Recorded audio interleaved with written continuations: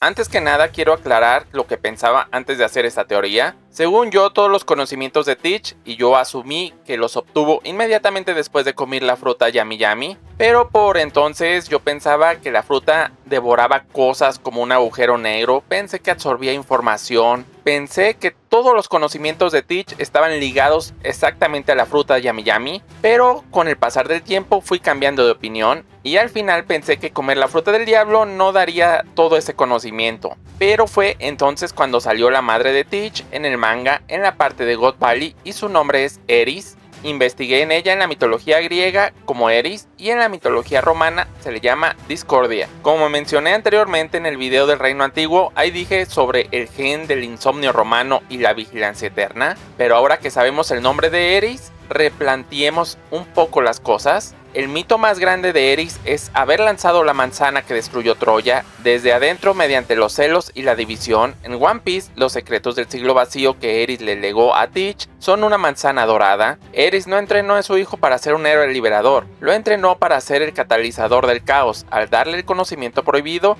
lo convirtió en el arma perfecta para infiltrarse en el sistema y hacer que las grandes potencias se despedacen entre sí, justo como lo hizo la diosa mitológica. Esto cambia por completo la motivación de Barba Negra. No quiere destruir el mundo por pura maldad villanesca de caricatura, quiere reclamar el trono de sus antepasados. Su ambición, alimentada por los secretos de su madre, es restaurar la gloria de ese linaje que gobernó el mundo que el gobierno mundial usurpó hace 800 años. Mientras que Luffy representa la voluntad de la D, de la libertad y el amanecer, Teach representa el derecho de sangre, el orgullo y el poder total del reino antiguo que no duerme, dos caras de la misma moneda histórica luchando por el destino del mundo. En la mitología clásica hay una conexión fascinante entre Eris y el descanso o la falta de él. En los textos antiguos de Hesiodo y Homero, las deidades no trabajan solas, operan por lazos de sangre y vecindad en el inframundo. Aquí tenemos unos datos mitológicos que unen a Eris con el mundo de los sueños y el insomnio. En la Ilíada de Homero hay un momento donde se describe que el sueño Himnos y la discordia Eris trabajan en turnos opuestos, pero perfectamente coordinados. Como Himnos duerme los mortales y los dioses para que descansen, Eris se queda vigilando en las sombras. En el momento exacto en que el sueño se retira, Eris entra en acción para inyectar ambición, disputas y planes en la mente de los que acaban de despertar. Según Virgilio en la Eneida, en el vestíbulo del inframundo habitan los males del mundo. Lo interesante es la distribución de sus habitaciones. Eris vive puerta con puerta junto a los sueños falsos y la vigilancia eterna, comparten el mismo aire y el mismo espacio sombrío. Los romanos describían que los dominios de Eris nunca hay silencio ni descanso, es un estado de agitación mental perpetua. Aunque Eris es la hija de la noche, traicionó la función principal de su madre. La noche existe para atraer el descanso y la paz del mundo, pero Eris utiliza la oscuridad de la noche para todo lo contrario, para que los hombres maquinen traiciones en vela. De hecho, uno de los hijos que Eris engendra por sí sola es Ponos, el trabajo duro y la fatiga extrema. Esto encaja perfecto con la idea de una sociedad hiperproductiva. El linaje de Eris es el linaje del esfuerzo que no se detiene, de cuerpos que acumulan fatiga pero que, debido a su mutación genética, su cerebro no se apaga. Oda eligió el nombre de Eris no solo por el caos, sino porque en la mitología ella representa la fuerza que destruye el descanso natural para mantener la mente en una ambición constante, lo que nos revela en el manga que Eris tampoco dormía y su fatiga era mínima comparada a la humana. Es este diálogo del manga. Ella menciona que aprovechando las corrientes y nadando unas cuantas noches, podrían alcanzar una isla más cercana para ponerse a salvo del caos del gobierno mundial. Esto liga todo lo que veníamos construyendo por varias razones. Que ella sea capaz de nadar durante noches en un mar abierto cargando a su hijo demuestra que no era una civil común, tiene fuerza física y resistencia poco común que caracteriza a los portadores de los genes del reino antiguo. En la mitología griega, a Eris se le conocía a través de epítetos, que son títulos o adjetivos formales que los poetas le daban para describir su naturaleza terrorífica. Aquí tenemos los más importantes. Es su epíteto más famoso de la Ilíada. Describe que al principio aparece como alguien pequeña e insignificante, pero va creciendo hasta que su cabeza toca el cielo. Significa que el caos y la ambición que ella desata nunca se detienen, siempre quiere más. Se le llamaba así porque su sola presencia en los campos de batalla aseguraba que correría la sangre. Ella no pelea directamente, pero disfruta ver la caída de los guerreros. hace referencia a su total falta de piedad, no se conmueve ante el llanto, el dolor o las súplicas de nadie cuando decide romper el orden de las cosas. En la Teogonía de Hesíodo se le da este título porque, por sí sola, dio a luz a una enorme cantidad de personificaciones terribles: el hambre, los dolores, las mentiras, las masacres y el juramento que castiga a los traidores. Básicamente todos sus apodos antiguos apuntan a lo mismo: una fuerza que empieza en las sombras, pero no tiene piedad y que es capaz de parir o desatar todos los males del mundo con tal de destruir el orden establecido. Oda la convirtió en la arquitecta intelectual de Barba Negra. Ella es la que guarda los secretos, las crónicas prohibidas y la historia del reino antiguo. Ella educó a Teach en las sombras mientras el mundo entero dormía. Si la fruta le diera el conocimiento al comerla, Teach no habría necesitado pasar décadas como un pirata raso en el barco de Shirohige, leyendo y memorizando el catálogo de las Akuma no Mi. Él ya sabía lo que buscaba antes de tener la fruta porque su madre le dio los planos del plan. Sabía exactamente que la fruta era la Yami Yami, cómo despertarla, sus habilidades y cómo sería lo que cambiaría la balanza de poder del mundo. Los venenos del alma atrapados en la fruta son la fuerza bruta, el poder genético y destructivo de las tres bestias, pero el saber de cómo usar este poder, el mapa político del siglo vacío y la estrategia de la manzana de la discordia es puro aprendizaje humano. Eris le dio la mente, la fruta solo le dio el arma. Al final, Teach no es un poseído por un demonio del pasado, es el hijo de una estirpe real ejecutando una venganza histórica planificada desde la cuna.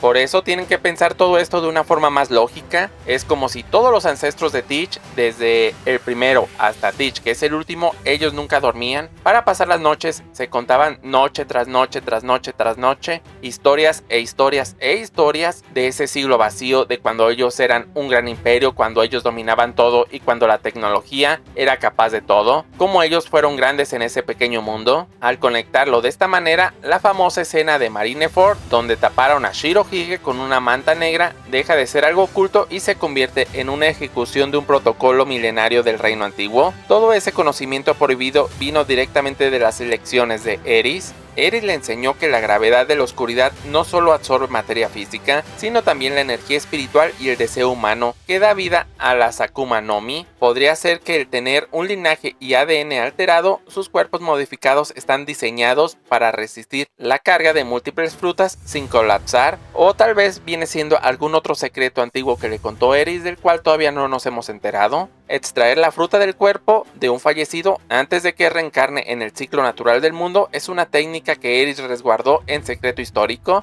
Teach no improvisó en Marineford, aplicó al pie de la letra el procedimiento que su madre le hizo memorizar. Teach se consolida como el estratega más meticuloso de One Piece. No es un suertudo, es el único pirata que opera con la tecnología y la ciencia del siglo vacío en pleno mar abierto, todo gracias al legado de Eris y sus antepasados. Esto de algún modo estaría ligado a la destrucción de Lulusia. Si conectamos el ataque de Lulusia a la presencia de Eris y Teach, el ataque que cometió Imu deja de ser una demostración de poder al azar y se convierte en una cacería histórica con motivos personales. Tras la caída de God Valley y el escape de Eris con su hijo, con la ayuda oportuna del joven pacifista, los transporta a una isla para ocultarlos del gobierno mundial. Lulusia, siendo un reino pobre, inestable y relativamente ignorado por el cuartel general de la marina, fue el lugar ideal para que Eris criara a Teach en la sombra absoluta, transmitiéndole los saberes del reino antiguo mientras fingía ser simples vagabundos en la miseria. Oficialmente nos dijeron que Imu borró Lulusia del mapa usando el arma ancestral simplemente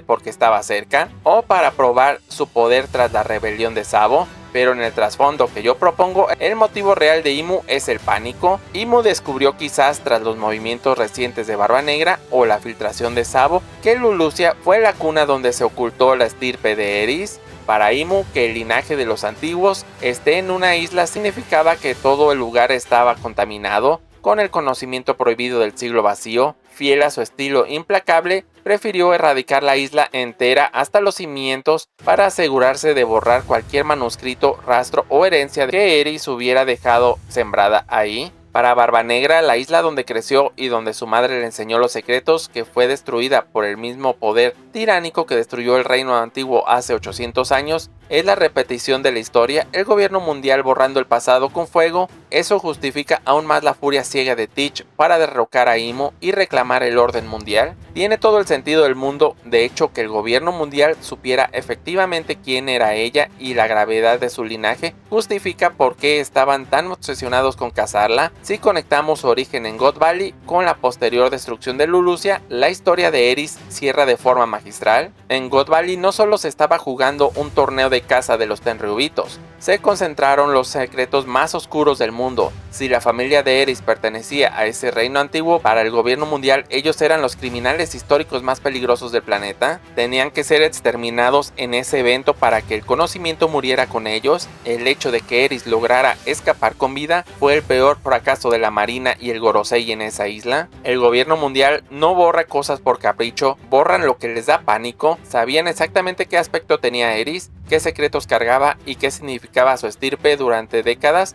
Imu y el Gorosei debieron tener un archivo de búsqueda activa para dar con la superviviente de God Valley. Cuando la marina finalmente ata cabos después de 40 años, el pánico se desata. No podían simplemente mandar un almirante. Si un almirante iba, la información podía filtrarse o Teach podía enterarse y reaccionar. La solución de Imu fue radical: usar el arma ancestral para erradicar el lugar geográfico exacto donde esa mujer vivió. Querían borrar cualquier rastro de los manuscritos que ella hubiera escondido, los diarios o las pruebas de que estuvo oculta ahí. Destruir Lulusia fue un intento desesperado de Imu por terminar el trabajo que dejaron incompleto en God Valley hace 40 años. Esta secuencia da una muy buena coherencia interna a la historia, transforma los eventos sueltos del manga, God Valley, la huida de Eris, el nacimiento de Teach y el ataque a Lulusia, en una línea de tiempo de persecución política e histórica. Una cosa más que quiero teorizar es la destrucción de ciertas islas con las hermanas de Eris, o sea, las Hespérides. En el mito griego, el jardín de las Hespérides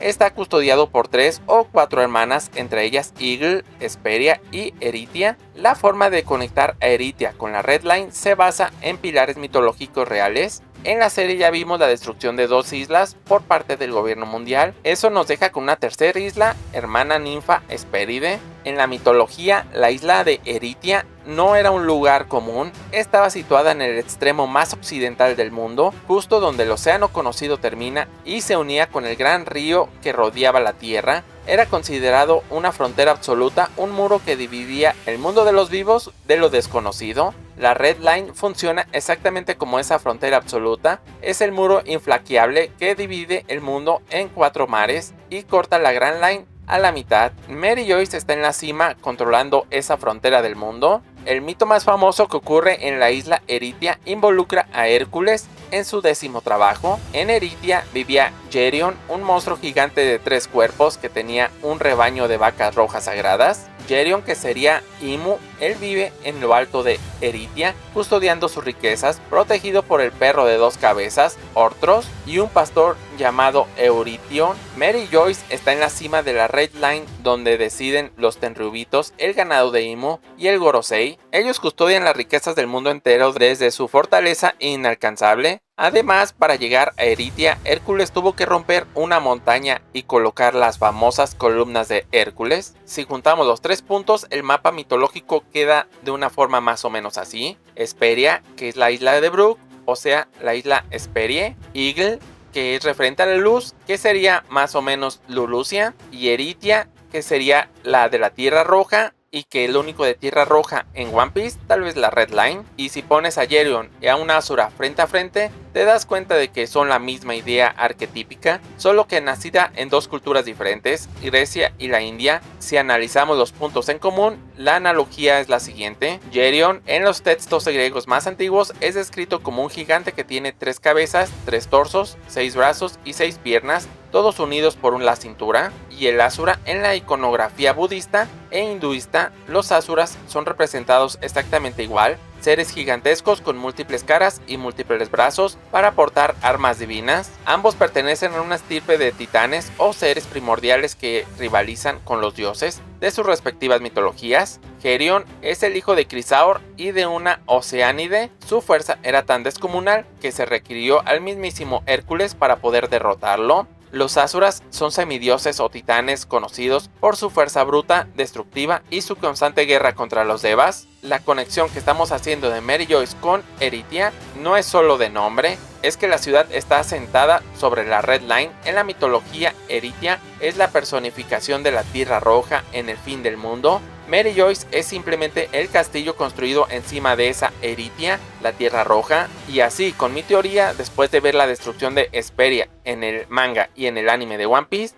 ya lo único que nos quedaría sería la destrucción de la Red Line, la destrucción de Erythia. Si quieres ver por qué la Red Line representa el gran ego de Imu, puedes ver este video, o si quieres saber por qué Barba Negra no duerme y cómo está ligado directamente al reino antiguo, puedes ver este otro video. Adiós.